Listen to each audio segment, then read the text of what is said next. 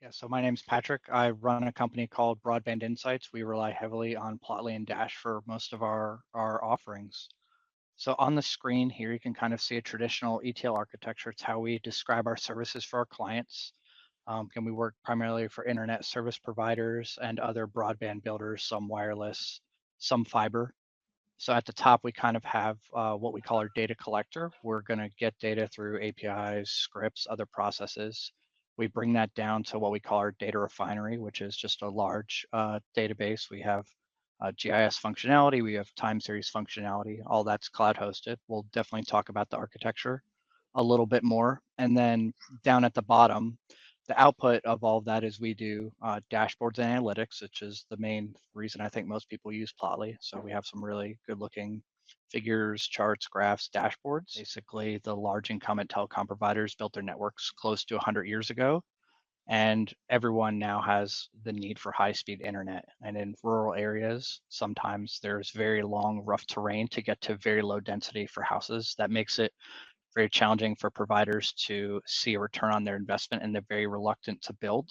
So luckily in the past 10 or 15 years, there's been a lot of public dollars and private dollars, BEAD program being one of the largest public programs, to improve this infrastructure.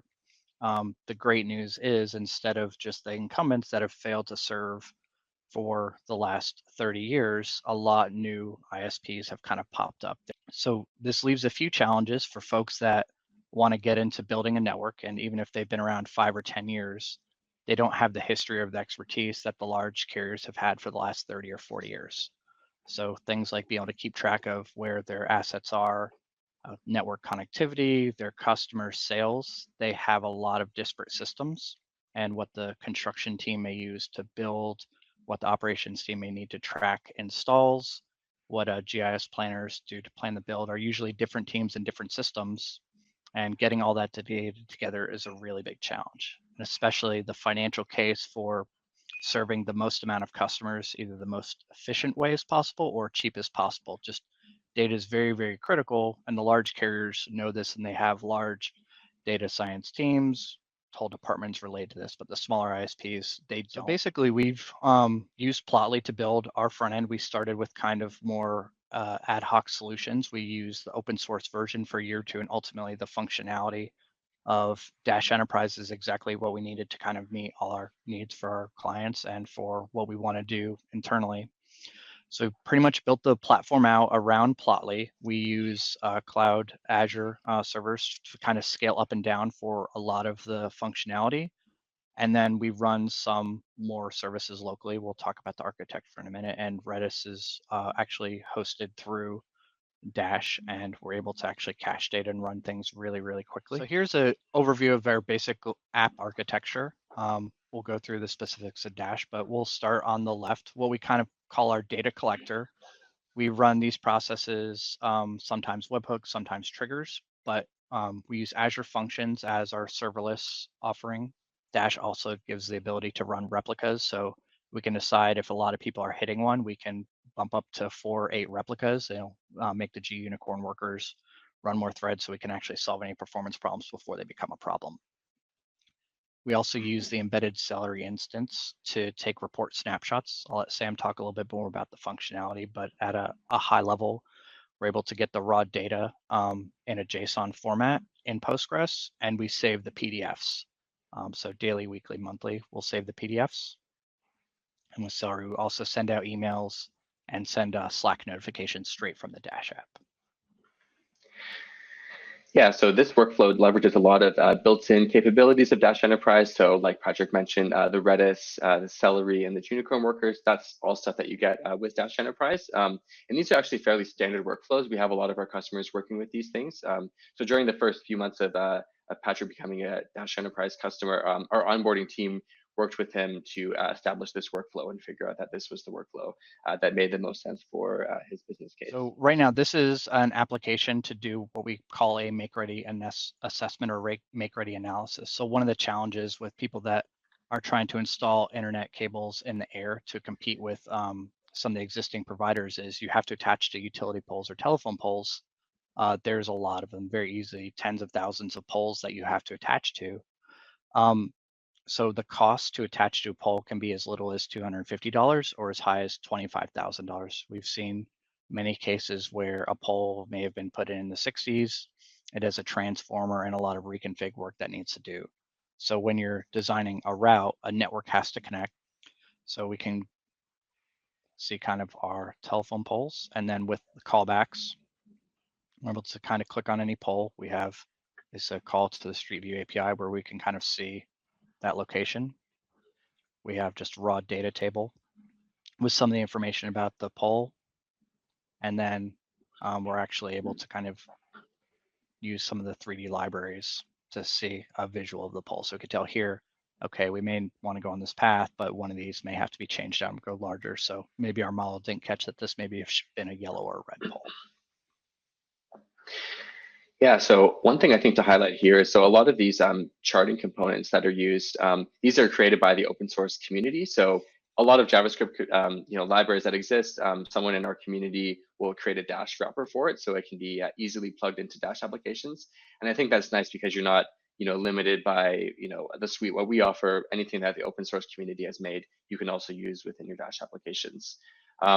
And one other thing I'll just note as well, so in terms of the closed source packages, I talked a little bit about Dash Design Kit already, but all of the coloring that's happening on the figures here, this can be easily configured via Dash Design Kit. So there's like a menu where you can select the colorway or the color scheme that you want, and then that's automatically going to be applied across your application for that nice consistent theme. This is an application we built that uses some really rich data that's tracking on permits, but we also able to kind of roll things up and visualize them on a map. And with the DDK library, we've kind of laid things out with cards where we have our KPIs.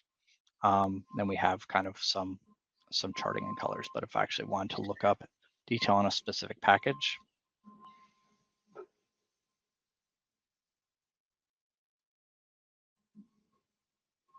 here I'm going to select a permit that I know I want to, or a package I want to check on. You can see everything updated. And down here a little more, we built a graph that we kind of model upstream network with. So we look at, there's quite a lot of permits. And then we also have the ability to just do traditional figures. So this is just a scatter that kind of has the estimated SLAs on dates for how long it takes you to submit a permit after finishing design to when it actually gets approved. So here, kind of each permit is a point, but we can kind of see that one we selected as its timeline to see it's kind of above or below the average. So one of the things that we've been working on for the past couple months, we're super excited to show, is actually adding some chatbot functionality. The latest version of Dash actually has chatbot built in. So the chatbot functionality is something that we're trying to do on this monthly statistics. With the callbacks, there's two options here. We're working on two use cases. One is basically to generate the raw SQL so that a data analysis could be done where we can go and pull some more detailed data from the database. So someone could just look at it, view it in Excel, CSV, or use some other analysis library, or the ability to just get high-level insights through the cache. So let's talk about SQL first. Here we're using a custom model. We use Olama, and we've kind of trained it just to work on SQL really well. So I'll just note that, so this interface we're seeing for the chatbot, so this is how it looks out of the box. So there was no additional styling that Patrick needed to do to create the interface for the chatbot. And then, we'll talk in a second, I guess, about hooking it up, to the backend, but that was very straightforward as well. Yeah, I think it took less than a month for us to actually get this implemented. So this is one thing we're just kind of giving data into the hands of decision makers, has some really real world result, and basically this says 50%, but triple or quadruple probably the amount of installations done and really reduce the timeline from being able to take a new sale and install customer from 60 to 90 days down to within 2 weeks. And ultimately we're able to get the installs down to 3 or 4 days. Just on traditional reporting, we also just save a large amount of hours a month. Again, legacy process, maybe connecting to a system, downloading a CSV, putting it into another tool like Power BI or Google Sheets or Looker, able to just automating the pipeline straight to the reports just saves a huge amount of hours every month. And then overall, again, one of the great things about Dash is giving visibility to the data. So we're able to give read-only access to a large amount of people.